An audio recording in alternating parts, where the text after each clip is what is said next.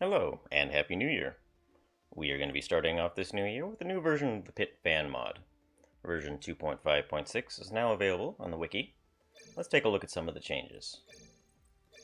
First off, should you start a new game, you should notice that all of your weapons will be placed on shortcuts. I put them in the order I normally put them in, which is weakest to strongest, melee, and then ranged. You will also get all of your grenades placed on the second row of shortcuts. Incidentally, if you need to kill yourself to get gunny, it should make it a little faster. So much for the fancy funeral. Indeed. Next option is that there's a whole set of speed up options. And these are the settings I've been using on my reasonably fast laptop. I will go over all of them, so just describe them. This will increase the animation speed of everything. I don't really use that because I don't want everything to be sped up, and also it makes some of the animations look odd. You know, just while creatures are sitting there, they're kind of frantically breathing or whatever they're doing. Attack animation, this sort of makes sense. The multi-strike is an additional speed up that occurs only for monsters when they are doing multi-strike weapons. So scattergun or any of the ones that have multiple melee strikes. This will just speed up that further, so you don't have to sit there and wait for every one of those attacks to occur. I like to boost the NPC movement because that seems to dictate the amount of time given to the monsters to move around while you're doing other things. So if you're accessing a prop or you're crafting something and it takes 4 turns, it will go much faster if you accelerate this bar. Player movement, I only boost a little bit, and I might actually even drop that down a little bit more. You can get more lag steps with this, and also you just have to be more careful not to just, be mashing down one of the movement keys, because it's very easy to go too far and not realize you've seen someone. Projectile speed is the speed that bullets and laser shots travel at you, and then throw speed is for grenades. I like to keep these low so I have a little bit extra time to level up should a powerful shot be coming my way.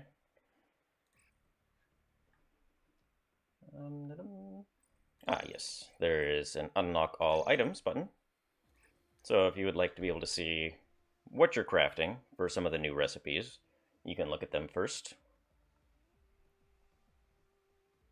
Okay, I think that's everything for the main screen here. Let's load up Gunny.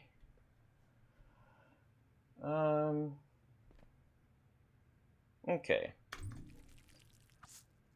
So in the logs you can see the result of your skill checks. This has been reworded slightly so that it's easier for a human to understand. Previously it had said it in the way the game calculates it, but now it'll just say, used a certain skill, rolled X and needed Y.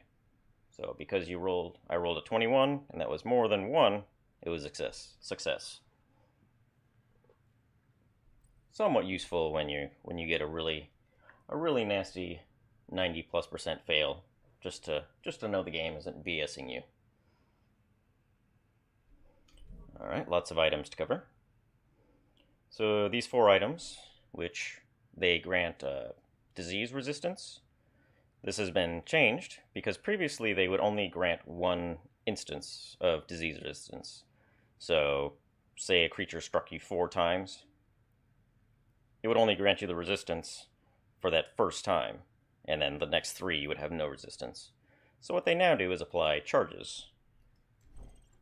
If you mouse over here, you can see that both of these weaker disease resistance items gave 10 charges of +5.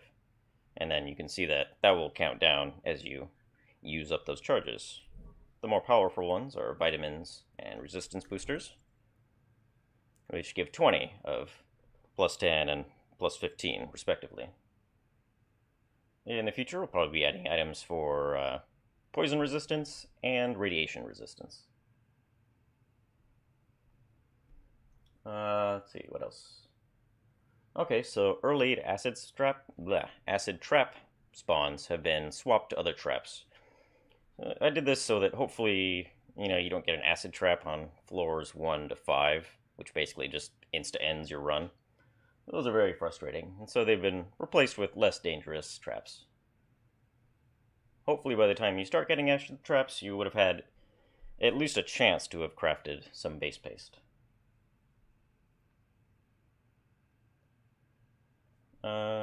The ammo dispenser here now can give you heavy darts. Oh yes, here we go. Sorry, I have a lot of things here. There's a new grenade and a new trap. They are radiation. I can show the recipe for them right here.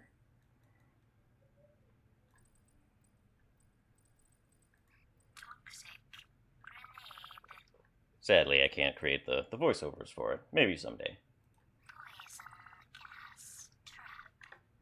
Now, these are very powerful because they can basically kill any organic creature, but they last forever. So you have to think very carefully about whether or not you want to effectively, permanently radiate an area.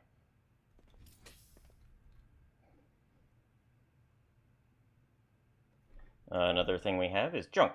So this is junk. Junk is an item that can be used for crafting. You can make casing fragments and shell casings from them. So now there is a way to make casing fragments, which is very important because of all the new traps and grenades and stuff like that that require them. You get junk from various containers, recycle bins. You can get them from recyclers, the prop that tries to tractor beam you in and eat you, and also from rot piles and a few other ones. I made sure not to replace any important drops with them, so just things that were basically worthless anyway became junk. You can also get junk by sacrificing either a weapon or a piece of armor. For example, so here I have 4 armors that have been updated. They all had very low durability, and that's just been upped to 40 to make them a little bit more viable. Let's say I destroy this armor. I get junk. Here I got 2 junk. How it works is you get a random amount between 1 and the number of squares the weapon or armor takes up. So 1 to 4 for this one, 1 to 3 for a vibroblade, and that sort of thing. Now that I have junk, I can make the shell casing and casing fragments. I can also craft. You can craft right from the junk and give yourself a ball of junk, which sadly I don't have a bone sliver to use. Whoops. But anyway, this is a very weak grenade that you can use. It's primarily designed to be used for testing for adaptoids. So if you had one, you could throw it, say, here, and it would create a small explosion, or a weak explosion, that would be able to detect whether either of those were an adaptoid without the risk of blowing them up. And it's kind of nice because you can make it on the spot. You don't have to walk around with those balls of junk in your inventory. You can just craft them as needed. There are also a couple weapons that can be used. There's the bolo, which is the same bolo that the stranglers use. It doesn't have a sound yet, so the sound that the bolo normally uses for the strangler actually includes the kind of snarly sound that it makes. So, I don't know, if you have any ideas, let me know what a good sound would be for what the bolo would do. Bolo is craftable. Bolo. Using fairly common ingredients. And also we have, on top of that, the other weapon that uses junk is the junk jet.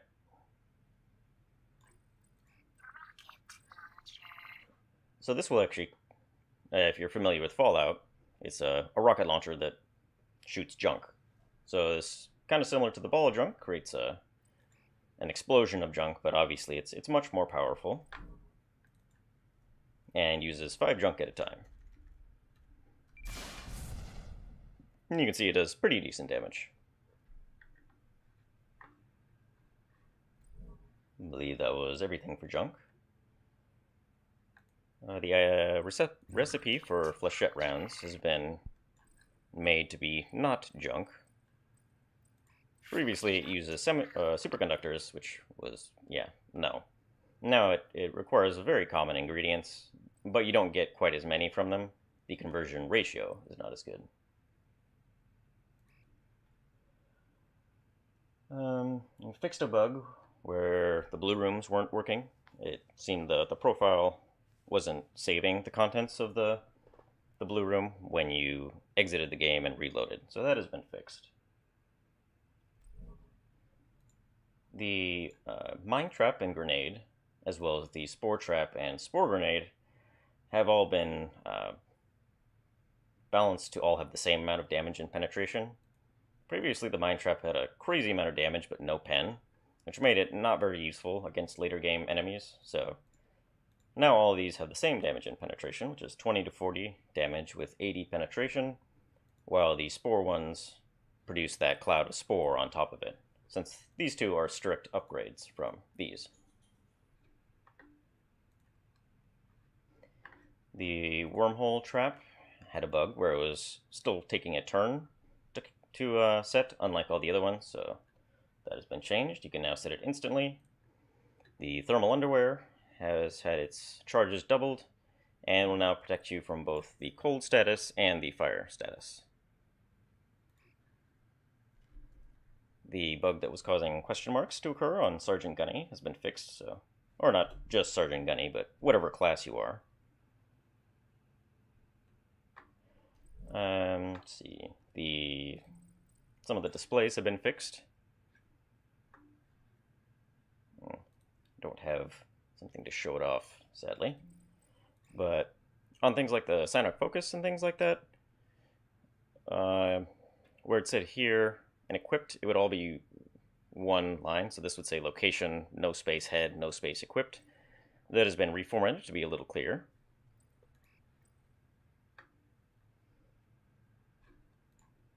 The Striker has been made just slightly hungrier than I previously had made her. I had lowered her to a human level of hunger, which, on top of her 1 move speed, still made her hungry, but just nudged her up slightly. She's still much less hungry than she used to be. The Googleplex goggles have been fixed. I had given them durability, but it wasn't proccing because they weren't classified as an armor. Now they are, and they take a turn to equip. So they're slightly less OP. The Stinkwitch has been updated, so it now works like Humgum. Before it cured a couple of statuses, but not very important ones, so now it should be more useful to craft. The Rad Blaster has been improved. Its range has been increased by 2, and it now gives more radiation damage, and has a bit more durability. All of these weapons that use energy cells have had their damage when unloaded rebalanced. Previously, I had just taken their normal damage and cut it in half, and their penetration and cut it in half, but that seemed to make them too weak. So I've gone and rebalanced them a little more individually. For example, the Vibro Sword, when unloaded, does the same damage and penetration as a regular sword. But you can put an energy cell if you need extra. And the Vibro Knife actually had its loaded damage increased. So it's quasi-useful now, instead of just a joke drop.